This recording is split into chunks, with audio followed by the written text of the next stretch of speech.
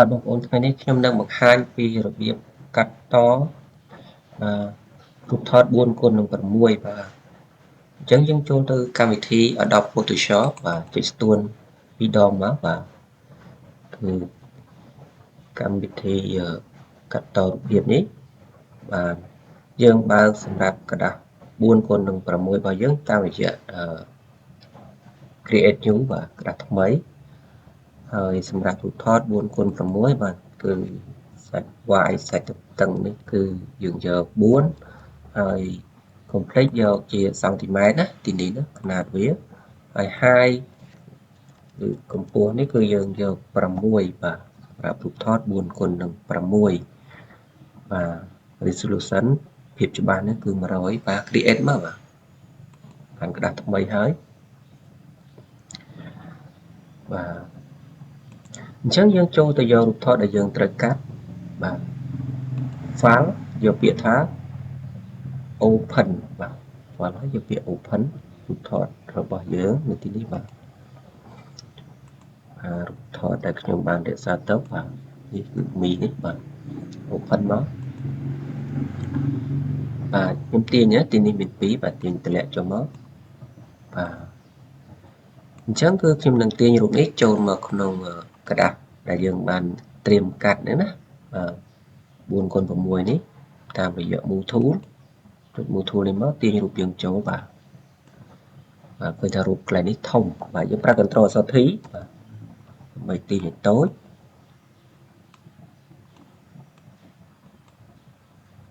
Ctrl Alt T បាទទាញមក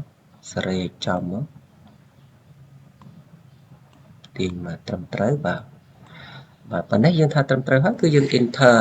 ឬក៏យើងចុចសញ្ញា Text នេះទៅបាទតែប៉ុណ្ណឹងគឺយើងជាការស្រេចហើយយើង save រូបថតនេះទុកមកបាទ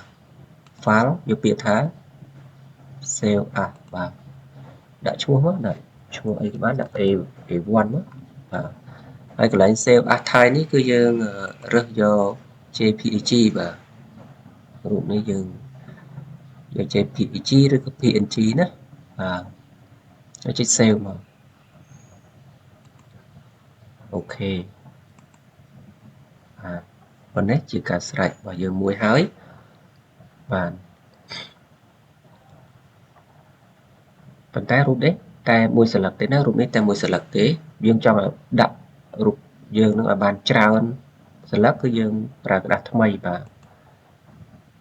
យើងបិទទៅយើងបើកกระดาษថ្មីយើង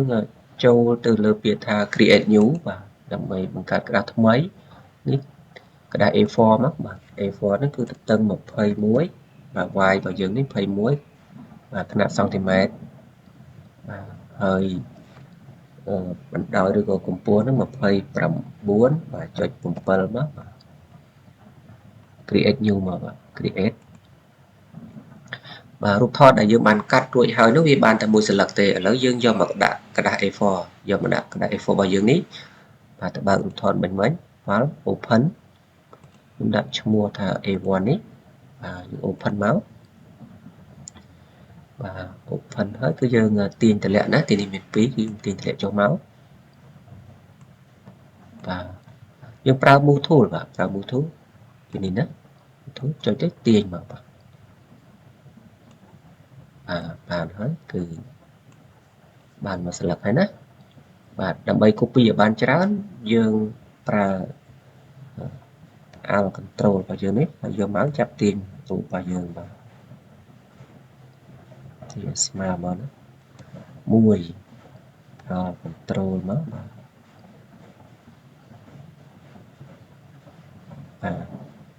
លៃវាទៅបាទប៉ុណ្ណេះមក Alt Control តមកបាទ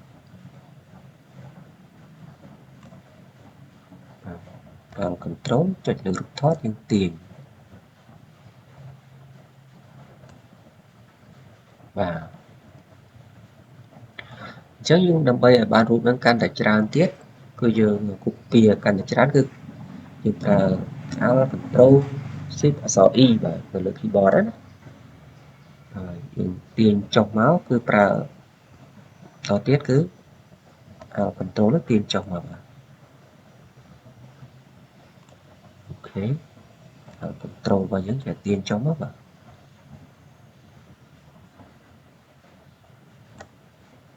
ហើយ control ចុចមកទាញ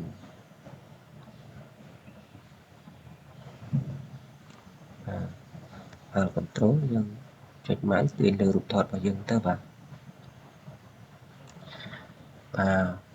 អូខេអញ្ចឹងយើងគ្រប់ហើយបាទគឺយើង save ទុកតែម្ដងបាទ file គឺពាក្យថា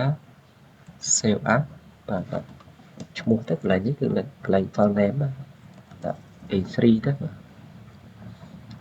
ហើយកន្លែង save as type គឺយើងជ្រើសរើសយកពាក្យថា JPEG បាទចុច save ជាការស្រេចបាទអូខេមកណាអរគុណសម្រាប់ការតាមដានបាទ